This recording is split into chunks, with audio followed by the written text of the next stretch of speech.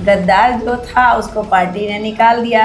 पहले उस गद्दार को जेडीयू ने निकाला। तमाम आरोप लगाए ऋतु जायसवाल के ऊपर।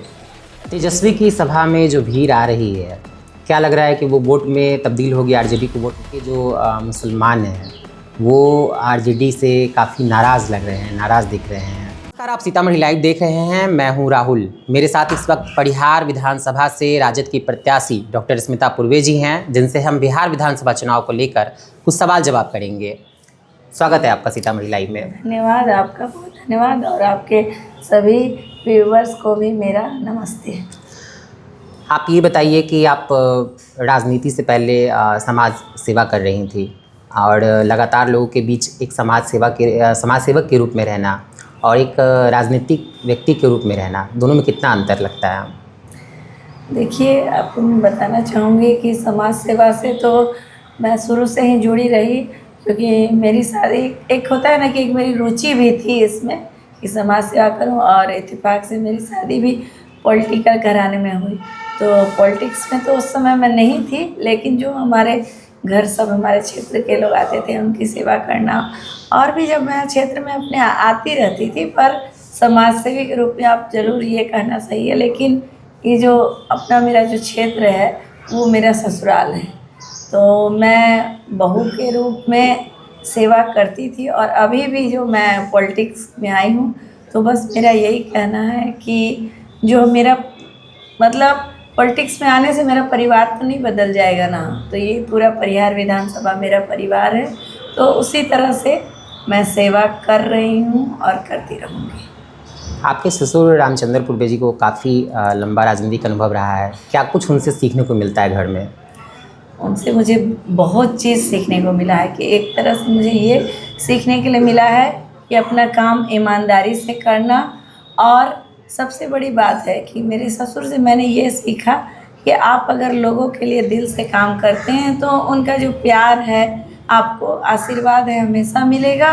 और उनकी सबसे बड़ी जो खासियत है, क्योंकि उन्होंने कभी सत्ता के लिए उन्होंने राजनीति नहीं की, क्योंकि अगर सत्ता पाना सिर्फ उनका मिशन रहता तो उनको शुरू में भी मतलब थे पॉलिटिक्स में, और कितने बार अलग अलग पार्टियों से ऑफर आए, परंतु उन्होंने कहा नहीं, हमने राष्ट्रीय जनता दल को फाउंडर मेंबर में से हैं, हमें राष्ट्रीय जनता दल में ही रहना है, अपने ज़िंदगी के आखिरी सांस तक एक जगह बने रहना है और ईमानदारी से काम करना है। आपने ईमानदारी और ऑफर की बात की। विरोधी आपके परिवार, आपके ससुर पर आरोप लगाते हैं कि गद्दार है वो। कई सार्वजनिक मंचों से आपके विरोधी ने ये बात कही है, क्या प्रतिक्रिया है इस पर आपकी? इस पे मेरी यही प्रतिक्रिया है कि आप खुद देख लीजिए कि ये तो साबित हो गया कि गद्दार कौन है। गद्दार जो था उसको पार्टी ने निकाल दिया। पहले उस गद्दार को जेडीयू ने निकाला, जेडीयू से निकाली गई तो आरजेडी में आई, सिर्फ उसका है सत्ता के लिए ही वो आई थी, क्योंकि आई दूसरे पार्टी से आने के साथ ही उसने जो हमारे परिहार विधानसभा के इतने कार्यकर्ता थे सबका टिकट कटा के और वो जो है अपना यहाँ पे आ गई जेडीयू से, तो जेडीयू से भी निष्कासित हुई। और उसके बाद फिर यहाँ पर इसको हमारी पार्टी ने इसको प्रवक्ता का पद दिया, विधानसभा का टिकट दिया, और राष्ट्रीय आप सोचिए कि महिला अध्यक्ष जो कि इसको मिला, इतना बड़ा होता है पद, वो दिया, और उसके बाद लोकसभा का भी पद दिया। तो आप बताइए कि कौन एक मुखिया, इतना पंचायत है उसमें कौन मुखिया को इतने जल्दी इतने सारे पद मिलते हैं? और उसके बाद एक बार वो असफल हुई। 2 बार दिया पार्टी ने, 5 साल के अंदर 2 बार इसको मौका मिला और ये असफल रही। तो उसके बाद पार्टी ने डिसाइड किया, क्योंकि मैं पहले तो ठीक है सक्रिय रूप से राजनीति में नहीं थी, परंतु मैं इधर 3 साल से मैंने सक्रिय रूप से काम करना शुरू किया। और चाहे वो पानी की समस्या हो, चाहे अभी जल जमाव हो गया हो उसमें हो, या मेरी जन सेवा हेल्पलाइन के माध्यम से हो, या फिर डॉक्टर अर्जुन राय जी के चुनाव के समय मैंने और हमारे पापा जी डॉक्टर रामचंद्र पूर्वे जी और हमारे सब कार्यकर्ताओं ने हमने मिलकर इतना मेहनत किया कि उन्हें परिहार विधानसभा से लीड दिलाया था। तो इन सब कार्यों को देखते हुए मेरे, और उसके बाद जो सर्वे हुआ दैनिक भास्कर आपको मैं बताना चाहूँगी, जो कि एक प्रतिष्ठित चैनल है, उसके भी सर्वे में स्मिता पूर्वे 1 नंबर पे आई। इन सबको देखते हुए मुझे पार्टी ने अपना सिंबल दिया, क्योंकि बार बार असफल हुए व्यक्ति के ऊपर कितना पार्टी भी विश्वास करता। तो वो देखिए कि विरोध करने लग गई, और ऐसी बार निर्दलीय प्रत्याशी के रूप में वो सिर्फ इसलिए खड़ी है क्योंकि उसको भाजपा को जिताना है, और वो भाजपा की बी टीम के रूप में यहाँ पर काम कर रही है। आप सोचिए कि जिस पार्टी ने उसको फर्श से अर्श पर पहुँचाया, और इसलिए इसका ये गतिविधि देखा पार्टी ने, तो जो गद्दार थी उस महिला को पार्टी ने निष्कासित कर दिया 6 साल के लिए, क्योंकि गद्दारों का हमारी पार्टी में कोई काम नहीं है। तो सही रूप में जो गद्दार है आज वो सबको पता चल गया।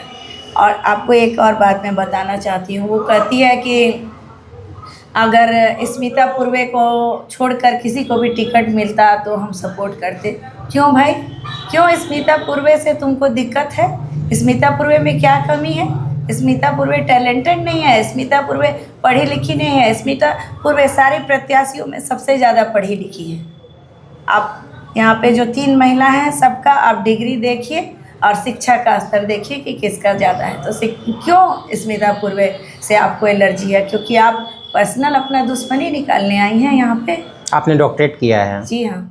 आपने तमाम आरोप लगाए ऋतु जायसवाल के ऊपर। मैं आपसे ये जानना चाहता हूँ कि वो जो टिकट मांग रही थी वो तो अपने विकास के ऊपर मांग रही थी। उन्होंने मुखिया रहने के दौरान काफ़ी विकास किया सिंहमाहिनी का। उनके पति भी अभी वहाँ के मुखिया है। वो तो डेवलपमेंट को लेकर के टिकट मांग रही थी। देखिए वही तो मैं कह रही हूँ ना, पहले बात मैं आरोप नहीं लगा रही हूँ, मैं आपको सच्चाई बताई, और ये मेरी एक एक बात आप पता कर सकते हैं। अब सिंहवाहिनी का बात आप निकाल दिए हैं, तो इसमें मैं 2 पॉइंट आपको बताना चाहूँगी कि पहली बार तो वो कहती है कि इसको मौका देते, उसको मौका देते। वो सिंहवाहिनी में मुखिया रही, ठीक है, 5 साल अपना जो उसका कार्यकाल रहता है अपना वो पूरा की।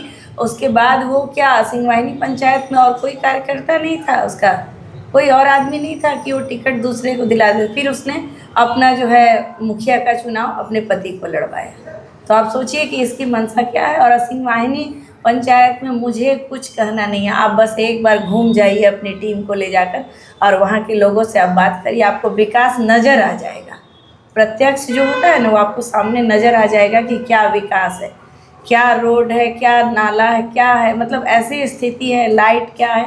जो होते हैं कहते हैं ना कि हमें अवार्ड मिला है, ये मिला है, वो मिला है, तो आप एक बार वहाँ पे ज़रूर आप जाकर देखिएगा और लोगों से बात करें। तेजस्वी की सभा में जो भीड़ आ रही है, क्या लग रहा है कि वो वोट में तब्दील होगी, आरजेडी को वोट मिलेगा? बिल्कुल बिल्कुल 100% तब्दील होगी, क्योंकि जनता अब उब चुकी है।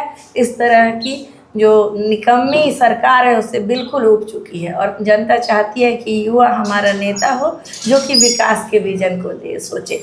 नफरत, लड़ाई झगड़ा, आपस में एक दूसरे को अब बेरोजगार। अब इस बात पे मैं एक बात बता रही हूँ कि कहा जाता है कि रोज़गार मांगते हैं युवा, तो कहा जाता है कि रील्स बना के पकौड़े बनाकर आप जो है रोज़गार का साधन वो भी। और हमारे नेता क्या कहते हैं?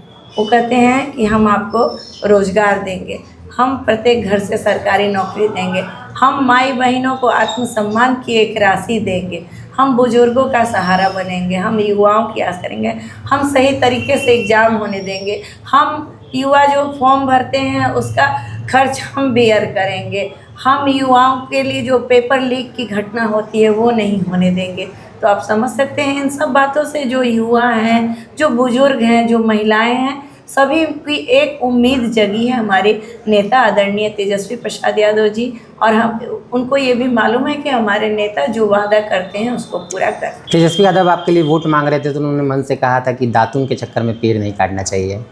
किसकी ओर इशारा था ये? अब आप बताइए, आप तो समझे होंगे कि किसकी ओर से कौन पेड़ है। उन्होंने तो बता दिया, क्लियर बता दिया कि डॉक्टर रामचंद्र पूर्वे जी वो व्यक्ति हैं जिन्होंने पार्टी को सींचा है, और सींच के आज ये जो वृक्ष बना है सबके साथ हम लोग जो हमारे पार्टी के जो फाउंडर मेंबर हैं सब लोगों ने मिल के अपनी मेहनत से, अपने समर्पण से, अपनी ईमानदारी से, अपने त्याग से इस पेड़ को बड़ा किया है।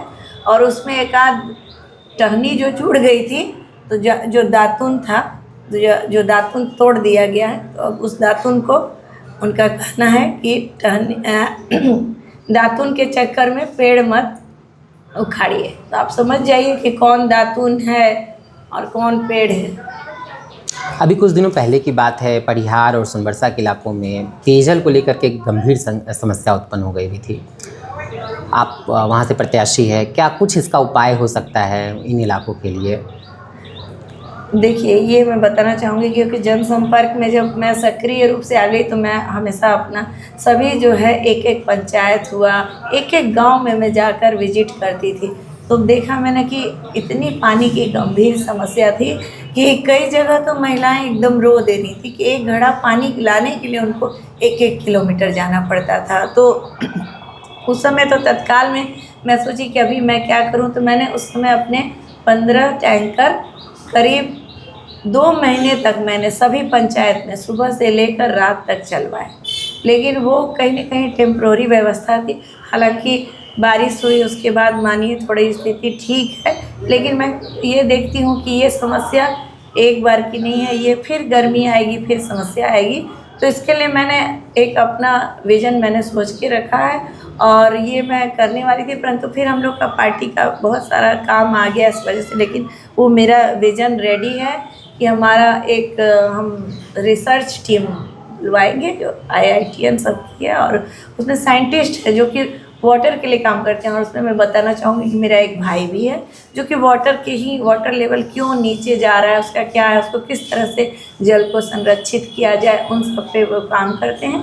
और उस टीम को मैं बुलाऊँगी क्योंकि अगर टैंकर में जब चलवाती हूँ तो वो कोई स्थायी समाधान नहीं, स्थायी समाधान के लिए हमें काम करना पड़ेगा और ये मेरे माइंड में हमने उसके लिए विजन अपना तैयार रखा। आपका जो विधानसभा है वो नेपाल के बॉर्डर से सटा इलाका है। परिहार सोनबरसा को लेकर के आपका क्या कुछ विज़न है?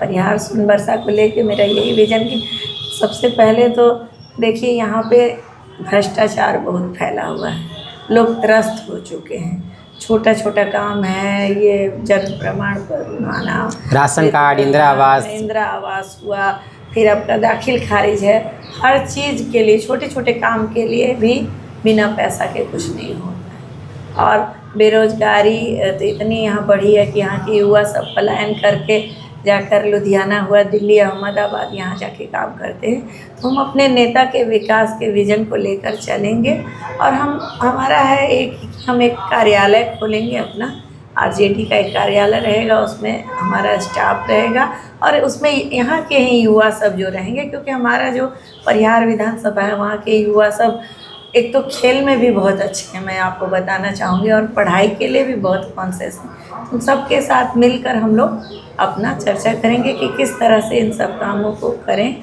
और एक ये भी चीज़ बोलना चाहूँगी कि यहाँ पे एक डिग्री कॉलेज की भी बहुत आवश्यकता है। जब हमारे पापा जी डॉक्टर रामचंद्र पूर्वे थे तो उन्होंने अपने समय में हाई स्कूल, मिडिल स्कूल वगैरह खुलाया। फिर हमारे मुस्लिम भाइयों के लिए मदरसा वगैरह काफ़ी उन्होंने खुलवाया था, परंतु अभी मैं देखती हूँ कि इन 15 सालों में उसके बाद कुछ नहीं हो पाया है। तो मैं ये अपना डिग्री कॉलेज भी खुलवाऊँगी और हॉस्पिटल की भी व्यवस्था बहुत ख़राब है। अगर छोटा सा भी प्रॉब्लम होता है तो सबको सीतामढ़ी आना पड़ता है। तो मुस्लिमों के लिए आपने मदरसे की बात की, इसी से जुड़ा मेरा एक सवाल है। परिहार के जो मुसलमान हैं वो RJD से काफ़ी नाराज़ लग रहे हैं, नाराज़ दिख रहे हैं, क्या इसकी वजह है, क्या लग रहा है आपको? नहीं, ऐसा नहीं है, क्योंकि मतलब कुछ बातें आप लोग फेसबुक में देखते हैं तो उससे कुछ लोग का काम है कि अपना हम एक फेसबुक से जो हवा फैलाना होता है ना, बाकी अब ज़मीनी स्तर पे मैं जाती हूँ ना, मैं तो डेली मिल रही हूँ जो हमारे मुस्लिम बहन हैं, मुस्लिम भाई हैं, सबसे मिल रहे हैं और वो लोग पूरा, क्योंकि उनको जानते हैं कि निर्दलीय जो आई है उसका कोई अस्तित्व नहीं है, वो सिर्फ BJP को मदद करेगी, ये उन्हें समझ है। और आप देखिएगा उनका एक एक वोट सब लोगों ने कहा है, सभी जान रहे हैं कि हमारा विकास राष्ट्रीय जनता दल की ही सरकार करेगी, इसलिए उन्होंने हमेशा से राष्ट्रीय जनता दल का साथ दिया है और आगे भी साथ देंगे। बहुत बहुत धन्यवाद आपका बात करने के लिए। तो ये हैं डॉक्टर स्मिता पूर्वे जो राजद के टिकट पे परिहार विधानसभा क्षेत्र से चुनाव लड़ रही हैं। आप देख रहे हैं सीतामढ़ी लाइव। धन्यवाद।